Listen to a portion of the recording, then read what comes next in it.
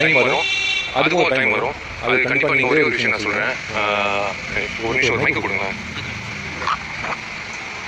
இது இந்த நிலநடுக்கத்துக்கு வந்து ஒரு சின்ன துண்டு நியூஸ் போடுவாங்க. அது ஒரு நாள் மறந்துடுவாங்க. ஆனால் இந்த விஷாலோட நடுக்கத்துக்கு வந்து கனடா வரைக்கும் உலகம் முழுக்க வந்து என்ன போய் சேர்த்து வச்சுட்டீங்க.